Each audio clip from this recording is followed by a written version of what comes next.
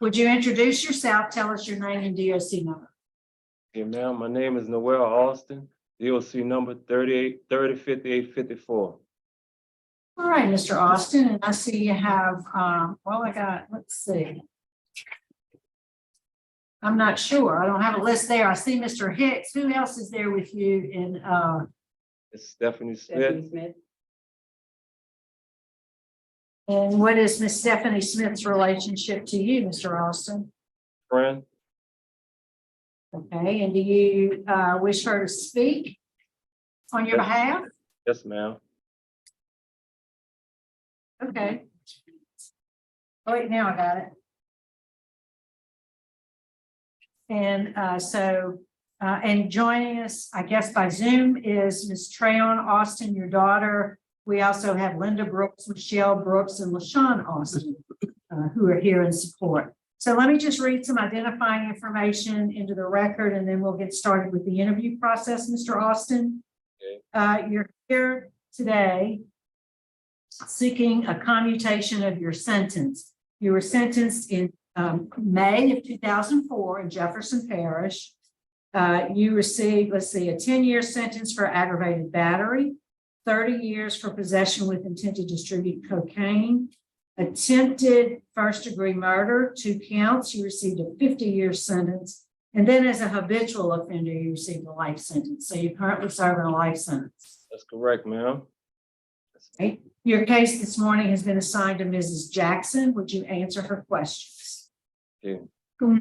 Mr. Austin, how are you? Okay, Ms. Jackson. Nervous today? Yes, ma'am. Little. And well, that's understandable. So you just relax. I just have some things I need to talk to you about. We'll start with something easy. How old are you? I'm 50 years old, ma'am. And how long have you been incarcerated? Total 20 years. And this crime happened in April of 2003. Is that correct? Yes, ma'am. Tell us what was going on. Tell us what happened that day. Well, let's back up. Yeah. Okay, You ma'am. were kind of in the drug business. Yes, ma'am. On April 11 of 2003, I went to the Chevy's restaurant to sell drugs to this guy. The individual approached my vehicle to see the drugs, and after he seen the drugs, he said he was going to get the money. While I'm sitting there waiting for him to return, I see a shotgun, and I panicked and I backed up quickly. At this time, shots was being fired, so I proceeded forward quickly. My truck hit the light pole. Next thing you know, police officers are pulling me out the vehicle, arresting me. Mr. Jackson, me not surrendering to police officers that day was one of the That's okay. most. We'll talk about that later. We'll talk about that later. But how long had you been in the business of selling drugs? When did that start? And how did you get into that occupation? Okay, at the time when I was 17 years old at the time, my mom and my dad was having serious relationship issues. And when they separated, I had helped my mom move everything out the house while my dad was at work.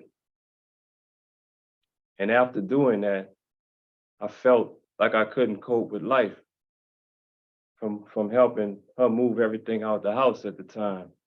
Because the only thing I could think about was how he felt when he came home and he put his key in the door and not see none of us at home. So from that point in life, I turned to drugs and started using drugs and alcohol. And at that time, I was unable to cope.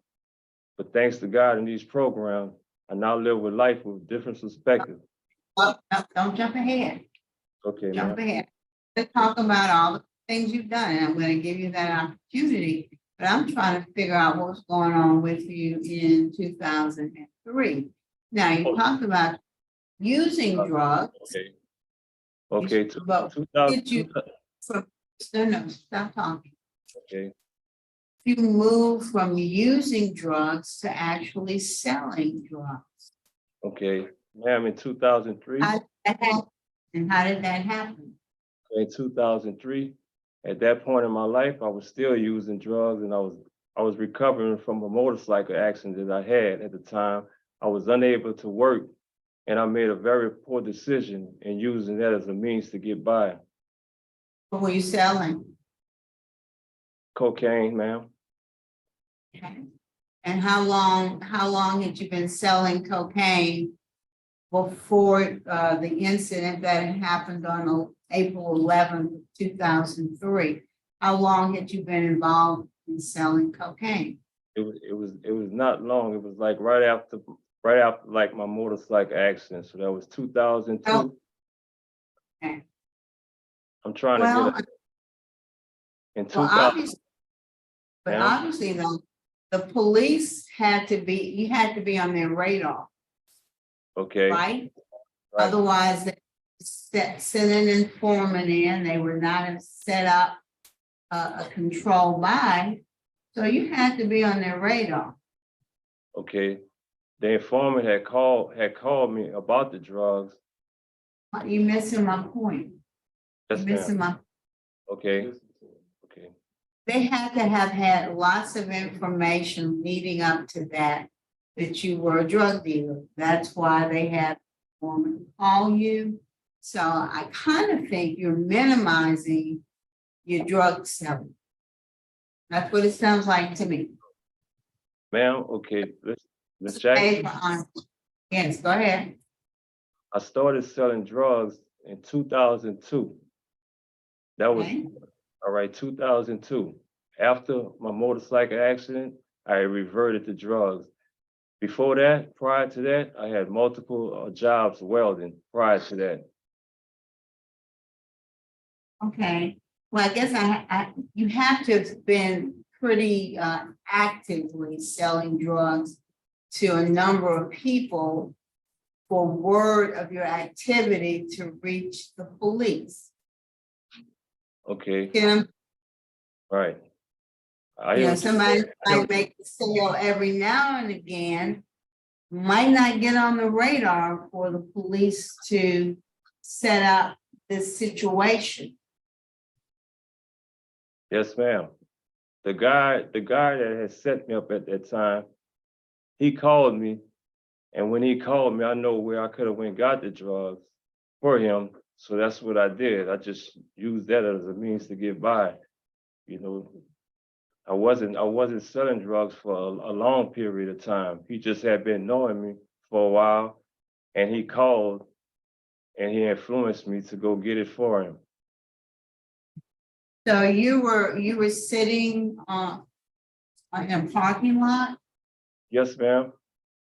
The informant got in the vehicle with you or approached you in the vehicle? Yes, ma'am. He approached the vehicle. Okay, and what was his reason for leaving, did he say? He said he was going to get the money, How much money had you all agreed on? $21,500, ma'am. 21,500, I mean, that's a lot of drugs. That's gotta be at least a kilo. Yes, ma'am. Okay, That's- see, again, you're minimizing your drug dealing, and that bothers me. You're minimizing your drug dealing. And I think, when you were ultimately arrested, you did have a lot of cocaine on your person, or in your vehicle, or you had a kilo of Yes, cocaine ma'am. at the time that you were arrested, Yes, correct? ma'am. Yes, ma'am, Ms. Jackson. Yes, I did. A lot of drugs, Miss. I'm That's guilty. I'm not guilty. cat. I'm That's not guilty. cat. I'm guilty for selling drugs, Ms. Jackson. Know that. But my point is, I just can't seem to get you to acknowledge that this was a big deal. Ma'am, You it weren't was. just cocaine on the side to make ends meet. You know, most people don't have access to a kilo of cocaine at a time. and selling it for over $20,000. That's a big time operation. And I can't get you to admit and acknowledge that you were a big time drug dealer. You're trying to make like, oh, I left So, John. ma'am, it was a lot of drugs, and I never said that it wasn't a lot of drugs. It was a lot of drugs, a significant amount of drugs that was in my possession that day. The only thing I'm trying to say, Ms. Jackson, this is all I'm trying to say is that I hadn't been involved in drugs activity that long at that time. The guy had known me and he called, and what I did was, since I knew where I could go get the drugs, I went and got the drugs for him that day. But I wasn't, Let me ask you this. How did you know someone that you could get a kilo of cocaine? because I know from the past. I know people from the past. You know, people talk, you know, us being out there, you know people that sell drugs, you know, and like I said, I knew who had the drugs because I got back into that activity after my motorcycle accident. You know, and that's what really happened. You know, I made a poor decision by trying to make that as a means to get by. So when did you realize that this was a sting operation and that the police were actually out there on the scene? When did you make that realization? Okay, when I really noticed that at the time was after I backed up. That's after I backed up and the shots was being fired and I cut the wheel, that's when I noticed it. I noticed that at the time when I was unable to. Who did you think had the weapons and pointing at you, shooting in your direction? Who did I You think? say you looked up and you saw somebody with shotgun. What do you think then? I seen a shotgun and I panicked. I didn't know what to think. I just panicked and I backed up. And by the time I realized that it was police officers, it was too late. Shots just was being fired and I was just driving, trying to just driving. You know, and I made a very poor decision by trying I know. I know. But you were shot, is that correct? Yes, ma'am. Ms. Jackson, yes, I was. How were you shot? I was shot in my leg and I was shot in my arm. Okay. And you were shot as you were backing up or pulling forward? No, ma'am, I wasn't shot when I was backing up. I was shot as I backed up and I was pulling forward. I was shot right there. Because when I backed up like this and I got shot right there like that as I was going forward. And then you proceeded and you ran into a tree. Light pole, Ms. Jackson.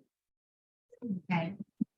And then you were taken into custody and only taken to the hospital, is that correct? Yes, ma'am. And you ended up pleading guilty to attempted murder, is that correct? Yes, ma'am. I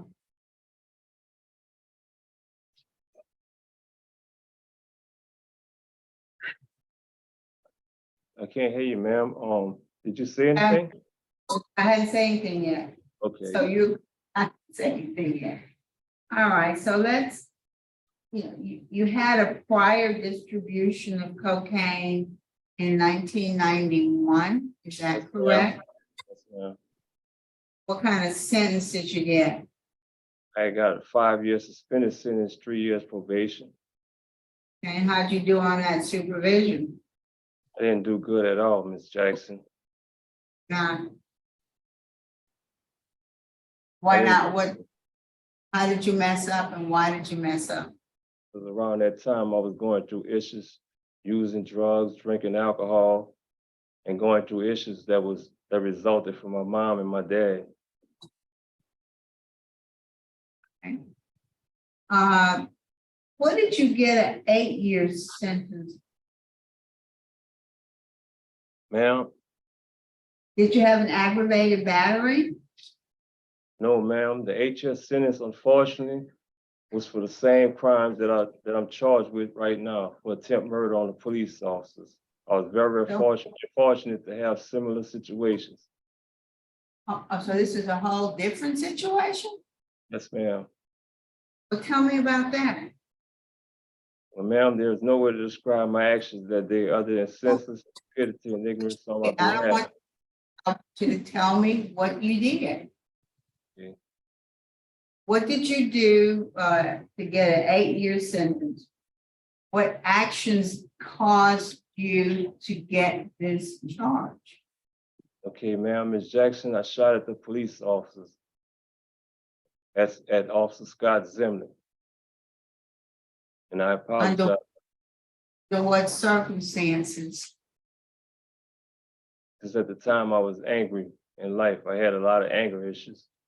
No, I don't want to hear about that. How did you come to shoot at him? What was going on that caused you to shoot at him?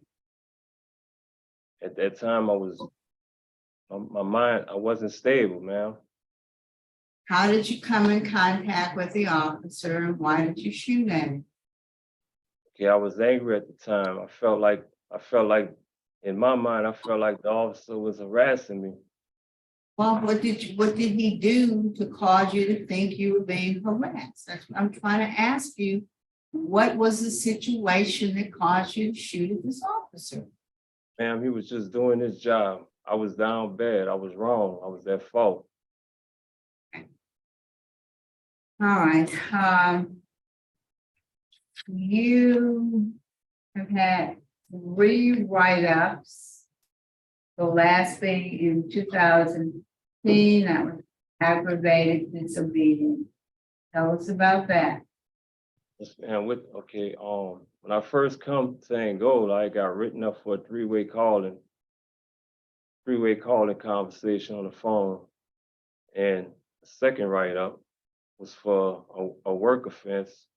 How I got that write-up was I worked on B team as a tail walker, and I've been working tail walking for 12 years. Prior to that, on the A team shift, they kept getting short and needed workers, and I would always go work for them. But just this one time that they called, I was tired, and I did not want to go to work, and that's how I got the aggravated work offense. And Okay, but the 2015, yeah, I want the 2015 write-up, that was for not picking my boxes up for GI. Usually on GI days, we have to pick our boxes up and stack it on top the bottom bunk, but I did not pick them up. Instead, I stacked them on top of each other. Okay. I see you've taken some programs, Page Your Age, 12 Steps, Thinking for a Change, Living in Balance, Inside Out Dad, Malachi Dad, NAAA 12 Step. So what programs do you think were most beneficial to you? Well, Malachi Dad was one of my favorite programs because it was based on godly principles, and it taught me that I'm the priesthood of my family and that I must teach my kids and my family about God because it's important for them to have a relationship with Him. And how many children do you have? I have one. I have How a old is daughter. She's 30 How- years old. She's how old? She's 30. And do you have a relationship with her? Yes, ma'am. Malachi Dad has taught me. Inside Out Dad and Malachi Dad has taught me to keep a relationship with my kids through the phone and through emailing and through the rodeo. For those programs, did you have a relationship with them? Yes, ma'am. Yes, ma'am. Thanks to her mama, she brought her to the prison to see me, multiple of times. And as my daughter grew older, she just decided to stay in my life on her own. Also, I see that you have a technical diploma in carpentry. You've done a full curriculum, and you also have NCCER carpentry. You have certification as a pesticide applicator, and you are currently enrolled in the New Orleans Baptist Theological Seminary. Is that correct? Yes, ma'am. What's your job at the prison? My job at the prison, I'm a Bible college NOBTS student. And I also work in a library over there, part-time. And I do community service here at Angola. I serve the guys food in the medical dome every morning. And I also push guys in a wheelchair to and fro their destiny, wherever they got to go, to sick call, to the hospital, to the store line, or wherever they need to go. I also did some community work for the Veterans Club out there painting the cemeteries. And I work for the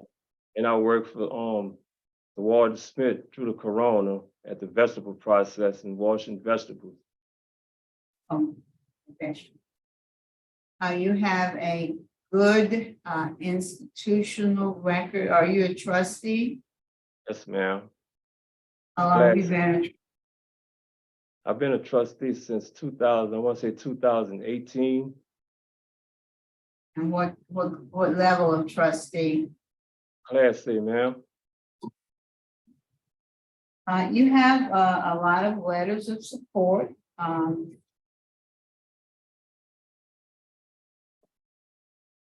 Or you tell us about Mr. Austin.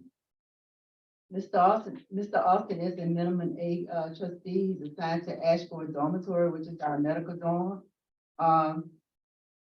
Like you said, he had a total of 3 DD reports, his last one being 10/12/2015. He has a Tier Walker certificate. He also participated in NA and AA, and he has some Bible corresponding courses. He has an associate degree from the seminary, and he's now a junior at the seminary to obtain his bachelor's degree. And that's it.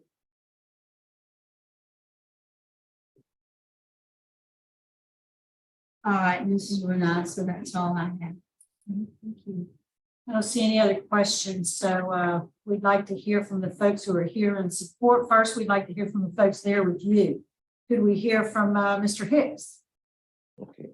Good morning, Chairman Renaus and the board. I just want to express this eyewitness of Noel's transformation. I've lived in the dome with him, and I've seen him serve guys with compassion, with love and care.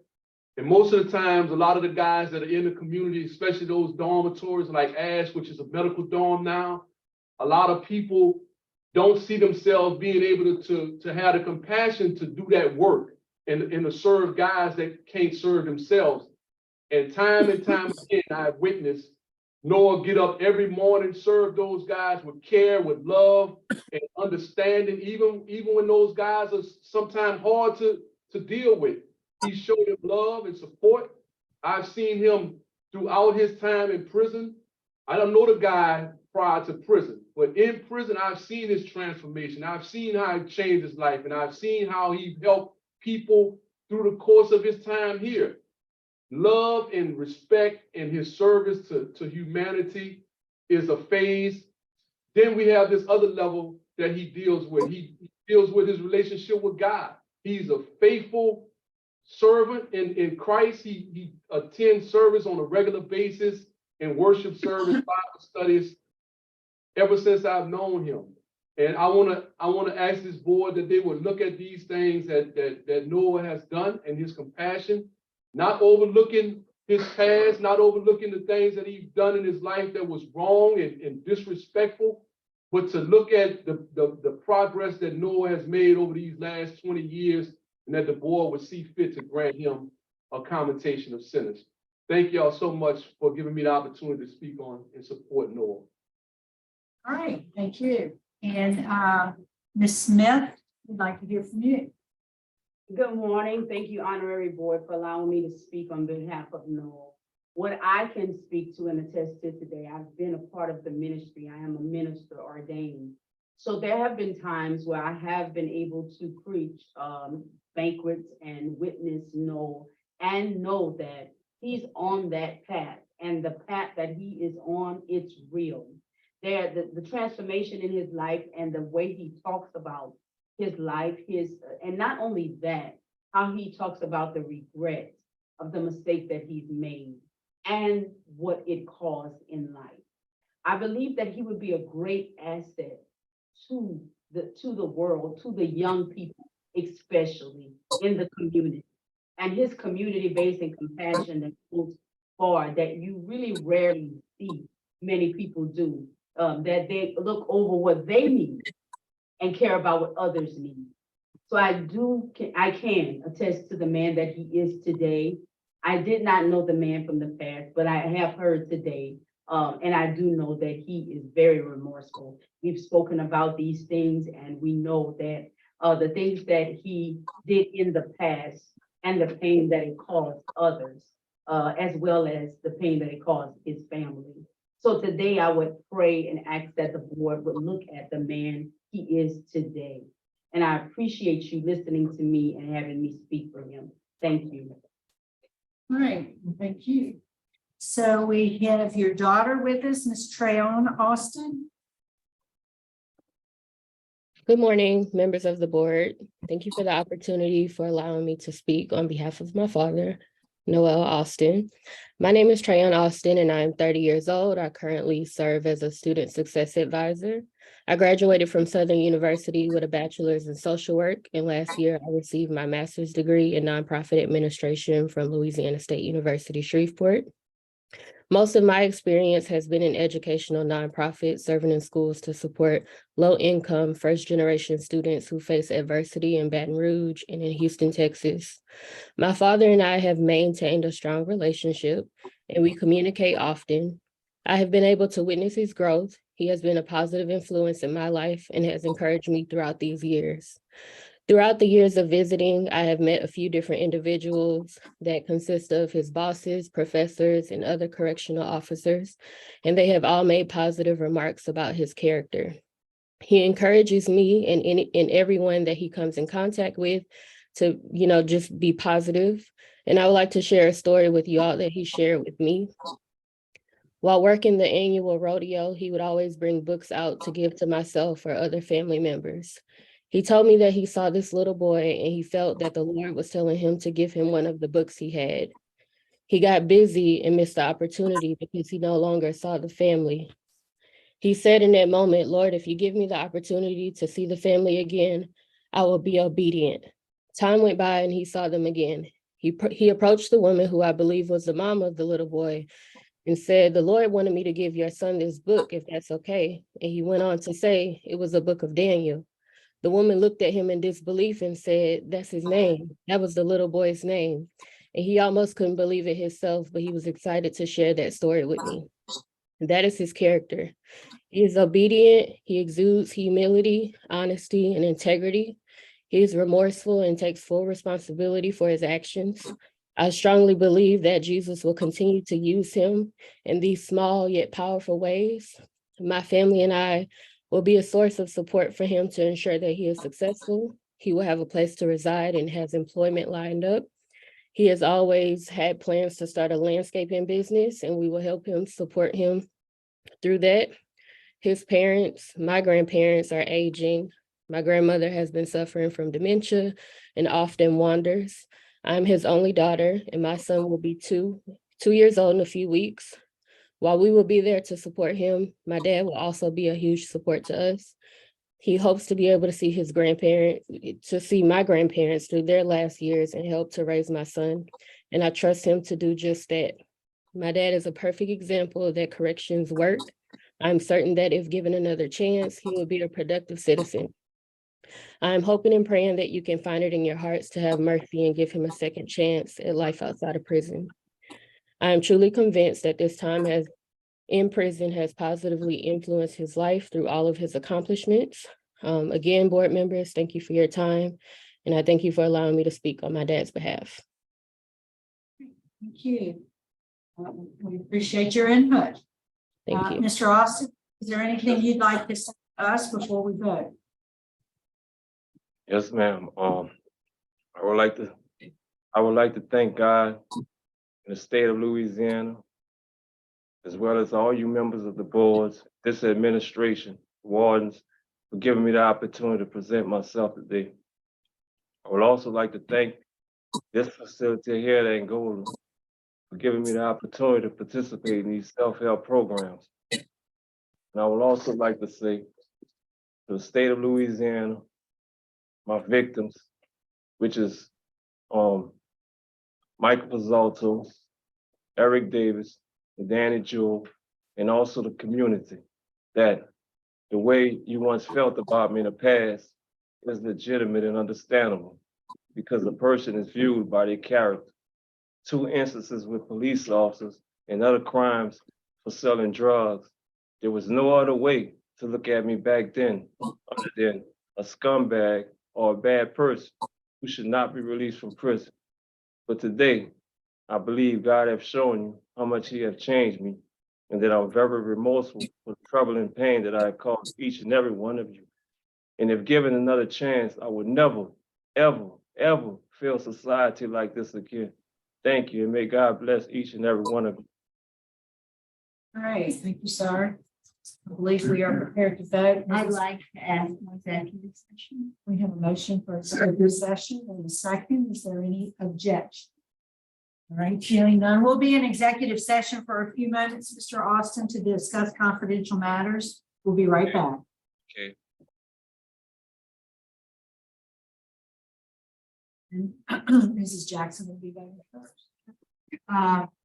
Mr. Austin, this is a very difficult case, given your history of violence, if you will, against law enforcement. But you're not serving time for what happened in the previous incident. You're serving time for what happened on April 11th, 2003. Not convinced that your actions on that day legally rise to the level of attempted murder. That you would have had to have a specific intent to kill the officers, and I don't think the facts would have supported that, but nevertheless, you pled guilty to that charge. You have accomplished a lot during your incarceration. You have managed to be a positive influence both inside and outside of prison, as you have maintained a relationship with your daughter, one that she values very much. You've completed some good programs. And so my vote today would be with respect to the attempted first degree murder to recommend a commutation to 99 years. But that's just my recommendation. Thank you, Ms. Jackson. Mr. Roche. Mr. Austin, good morning. Good morning, Mr. Roche. Mr. Austin, based on prior criminal history, poor supervision history, law enforcement opposition, multiple victims adamantly opposed, and insufficient time served, my vote is to deny your request. Mr. Marabella. Thank you, Madam Chairman. This is a very difficult case, Mr. Austin. Yes, sir. I've listened very intently to you.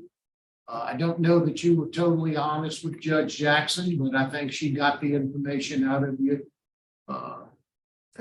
Perhaps by pulling teeth, so to speak, but I would be willing to take a chance with you. My vote would be likewise for the same reason as Judge Jackson to Thank you, Mr. Commute. All right, Mr. Freeman. Okay, Mr. Austin, this is a very difficult case. The thing to me is you've done everything you can in prison. You've done very well in prison. You serve your community. My problem is you haven't served for 20 years. And, you know, for the crimes you committed, I just think that more than 20 years would be sufficient. So my vote at this time is to deny and tell you to keep doing what you're doing and reapply as soon as possible. Thank you, Mr. Freeman. Mr. Austin, you received a split vote. You received 2 votes to grant, 2 votes to deny, so you know what the outcome is. The outcome of today's proceeding is that your application for clemency has been denied. Thank you, Mr. Benassi.